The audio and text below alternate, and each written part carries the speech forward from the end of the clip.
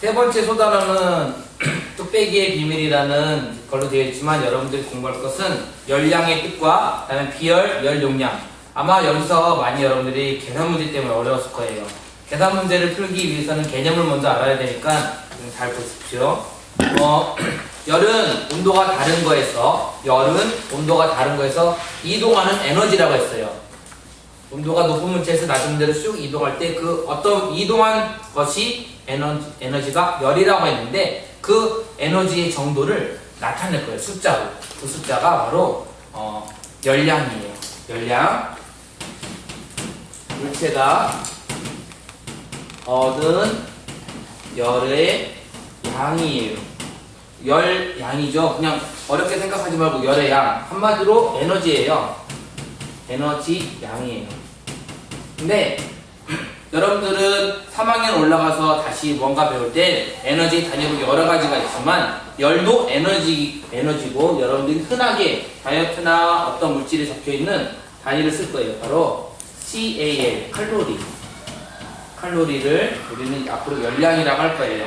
한마디로 높은 물체, 온도가 높은 물체에서 온도가 낮은 물체로 몇 칼로리가 이동했다. 우리가 어떤 음식물을 먹으면 5칼로리가 우리 몸에 들어왔다. 5칼로리의 에너지가 우리 몸에 들어왔다라고 할 수가 있고, 예를 들어서 10도짜리에서 20도짜리로 뭔가 이동하면 똑같이 에너지가 이동했다, 열량이 이동했다라고 할 거예요. 열량의 계산은 뚝배기의 비밀이라는 것에서 열량의 계산은 물하고 콩기름으로 나와 있어요. 물하고 콩기름의 실험인데 교과서 25페이지, 그러니까 24페이지 밑에서부터 25페이지까지 되어 있어요. 열량의 계산 실험은 어렵지 않고요. 조건이 뭐냐? 얘는 같은 세기의 열을 콩기름과 물에 줌이에요. 그러니까 열량을 똑같은 열량을 줄 거예요. 콩기름에 주고 그다음에 물에 줄 거예요. 실험 데이터를 보면 이렇게 돼 있어요.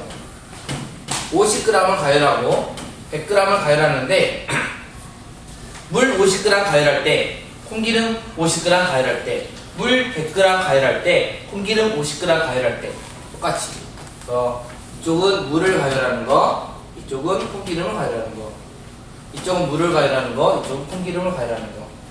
무엇을 봤냐? 똑같은 세기로 가열을 하는데 5도 올라가는 시간을 봤어요. 5도 상승 시간, 10도 상승 시간을 측정해 봐라 라는 실험이에요. 여러분들이 사실 이 실험은 조금 위험해서 아마 앞반이든 뒷반이든 다 안 했을 텐데 50g짜리를 가열할 때와 100g짜리 가열할 때 무엇에 시간이 오래 걸릴까요? 50g 가열하는. 당연히 100g에서 100g 가열하는 게 더 시간이 오래 걸리겠죠? 그 다음에 물과 콩기름 중에서 시간이 오래 걸리는 건 물이 오래 걸려요. 즉 얘는 숫자는 임의로 적는다면 50g이 5도 상승할 때 1분 걸리면 10분 걸리면 얘는 더 빨리 가열할 때예요. 한 5분. 그리고 50g이 5도 올라갈 때 10분이었다면 100g 양이 2배가 되죠. 50g보다 2배가 되면 20분 걸릴 거예요. 20분. 그러면 당연히 여기는 10분 걸리겠죠. 온도가 2배 올라갈 때도 똑같이 20분 걸려요. 여기는 10분. 양이 2배가 됐으니까 여기는 40분 걸릴 거고요. 여기는 다음에 20분 걸리겠죠. 선생님은 이 숫자를 임의로 줬어요. 임의. 실험한 값이 아니라 그냥 아무렇게나 쓴 건데 그래도 똑같이 알아뒀죠. 물은 천천히 가열된다. 콩기름은 빨리 가열된다. 예요. 열량의 계산에 특별하게 숫자를 계산한다는 게 아니라 우리는 앞으로 열량을 통해서 비열과 열용량을 연결해서 공부할 건데 50g 가열할 때보다 100g 가열할 때 시간이 더 오래 걸린다는 소리는 열이 더 많이 필요하다는 소리죠. 그 소리는 열량은 질량이 비례하는 거예요. 무게가 무거울수록 질량이 클수록 열량이 많이 필요해요. 온도를 올릴 때. 또 하나, 온도를 많이 올릴 때도 열량이 더 필요해요. 시간이 많이 걸리죠. 시간이 많이 걸리니까 온도가 많이 올라갈 때도 다음에 열량이 많이 필요해요. 근데 이 열량은 물질마다 달라요. 물질마다 달라요. 물은 5도 상승하는데 10분이 필요하다면 콩기름은 다른 시간이 필요해요. 온도는 똑같습니다. 5도라는 온도는 똑같은데. 그래서 잠시 비열을 살펴볼 거예요. 비열의 뜻은 있어요. 뜻. 물질 1g이 1도 상승하는데 필요한 열량이에요. 이게 비열이에요. 비열은 물질 1g이 1도 상승하는데 필요한 열량. 단위로는 열량이니까 칼로리가 필요하죠. 칼로리가 단위예요. 그런데 1g, 그러니까 그램 필요하고 온도를 곱해야 돼요. 가운데 점은 곱한다는 뜻이에요. 그래서 물질 1g이 1도 올라가는데 필요한 열량이 비열이에요. 알아둘 점. 물의 비열은 1이에요. 1 칼로리 퍼 그램 도시. 뜻은 뭘까요? 물 1g이 1도 올라갈 때 1칼로리 사용이에요. 그 다음에 물의 비열은 되게 큰 편이에요. 물은 비열이 크다예요. 알아두세요. 물은 비열 진짜 큰 거예요. 이 1이라는 값 무게는 되게 커요.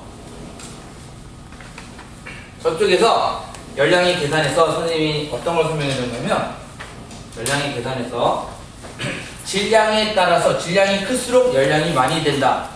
온도가 많이 올라갈수록 열량이 많이 필요하다. 물질마다 그러니까 물질마다 필요한 열량이 다르다. 설명했죠? 그러니까 물질마다 필요한 열량이 바로 비열이에요. 1도 올라갈 때 필요한 열량.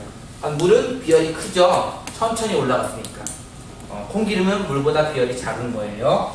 열 용량은 쉬운 개념이에요. 열 용량은 비열하고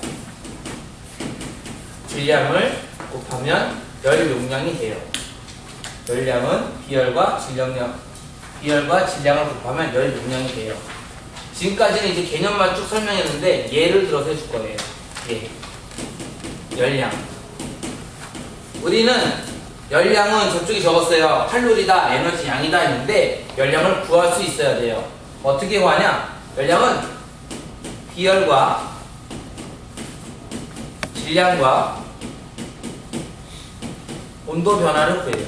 온도 변화를 서로 다 곱해서 구해요. 왜 이런 계산식이 되냐? 물질마다 비열이 달라요. 그래서 정해진 숫자가 있을 거예요. 5g 올릴 수도 있고 100g 올릴 수도 있고 1kg 올릴 수도 있겠죠. 온도를. 그래서 그때마다 질량이 달라요. 그 다음에 1도 올릴 수도 있고 2도 올릴 수도 있고 3도 올릴 수도 있어요. 자, 물 10g이 0도에서 20도 증가시키려 한다. 열량 필요하죠? 물 10g짜리를 놓고 0도에서 20도로 온도를 증가시키고 싶어요. 당연히 열을 줘야 되겠죠? 그 열의 양을 구해야 되잖아요. 그 열의 양. 이때 필요한 열의 양. 열량을 구해라. 그러면 이렇게 구하면 돼요. 쉬워요.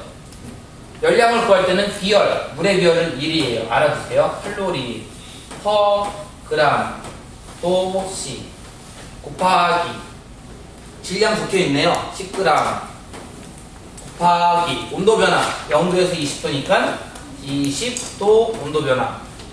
그럼 구하면 되죠. 먼저 그램과 그램 약분되네요.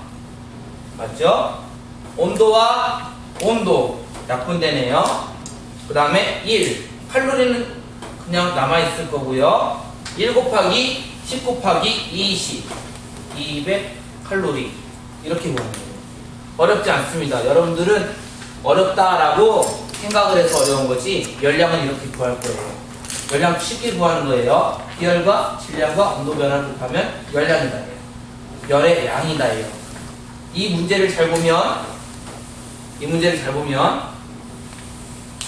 어떤 물질을 주고요. 물질. 그 물질의 질량 가르쳐 주고요. 그 물질의 온도 변화를 가르쳐 줘요. 맞죠? 그래서 열량을 구해라 라고 줄 거예요. 거꾸로 되겠죠? 열량을 가르쳐 주고요. 질량 가르쳐 주고요. 온도 변화 가르쳐 주고 비열 구해라도 가능하겠죠? 예, 이런 식으로 열량, 여러분들이 계산 직접 안 해봐서 그래요. 이 문제 물질 바꾸고 질량 바꾸고 비열 바꿔서 할 수 있어요. 선생님은 물의 비열을 아까 가르쳐 줬어요. 1이라고. 비열표는 인터넷이나 이런 데 찾아보면 몇 가지 나와 있으니까 참고할 수 있도록 하세요. 그 다음에 이 문제에서 열 용량을 계산할 수도 있어요. 열 용량은 비열 곱하기 질량이에요. 무슨 뜻이냐? 예를 들어서 물 10g이 0도에서 20도로 증가한다 라고 할 때 물의 비열은 1이라고 했죠? 질량 10이죠? 그러니까 그냥 열 용량, 물의 얘의 열 용량은 10이에요. 10. 온도 변화만 곱할 거예요. 열 용량, 열량을 구하는 다른 방식은 바로 열 용량 곱하기 온도 변화. 왜냐면 공식상 봤더니 얘가 열 용량이죠. 그러면 어떤 게 가능하냐? 열 용량이 크다라는 소리는 1. 비열이 크다. 2. 질량이 크다. 열 용량이 큰 대표적인 게 물이에요. 근데 물을이라고 말 안 해요. 열 용량 크다라고 말할 때 반드시 질량을 말해줘요. 강물의 열 용량이 클까요? 바닷물의 열 용량이 클까요? 하면 바닷물이에요. 왜냐하면 바닷물이 강물보다 엄청나게 많고 질량이 크니까. 강물의 열 용량이 크냐? 바닷물의 열 용량이 크냐? 공기의 열 용량이 크냐? 하면 숫자를 모르죠? 그래도 바닷물의 열 용량이 더 커요. 왜냐하면 바닷물은 질량도 크고 비열도 크기 때문에. 공기를 다 합쳐봤자 공기의 부피는 어마어마해도 공기는 비열이 엄청나게 작고, 그 다음에 질량은 바닷물보다 크다 할지라도 질량이 엄청나게 작기 때문에 아마 안 될 거예요. 그래서 열용량이 크다, 비열이 크다, 질량이 크다. 열용량을 구하기 위해서는 두 가지 값을 알고 있어야 돼요. 이제 복습해보면 이번 소단원에서 전부 다 공부한 건 한마디로 열량을 공부한 거예요. 열량인데 그 열량을 구하기 위해서는 비열이라는 값을 알아야 되니까 비열의 뜻 공부했어요. 그 다음에 온도 변화, 비열과 질량과 온도 변화 곱하면 열량이다 라고 되어 있고, 우리는 한 가지 알아듣죠? 교과서에 있어요. 열량을 크게 하는 방법이에요. 크게. 열량을 크게 하려면 어떻게 해야 될까요? 당연히 비열이 커야 되죠? 비열이 크면 열량이 클 거예요. 두 번째, 저기 있는 거 질량이 어떻게 해요? 크게. 세 번째, 온도를 높게 하면 돼요. 온도를 크게, 온도를 높게 하면 돼요. 또 있어요. 어떻게 하면 열량을 크게 할 거예요. 네 번째, 가열을 오래 하면 되죠. 가열 시간을 길게. 이게 교과서에 아마 여기서부터 순서가 되어 있을 거예요. 그래서 여러분들은 열량, 비열, 열용량에 대해서 알아두면 그 다음 금속의 비열 측정부터 이제 실제적으로 이해가 들어가는데 조금씩 이해가 될 거예요. 다음 파일 봅시다.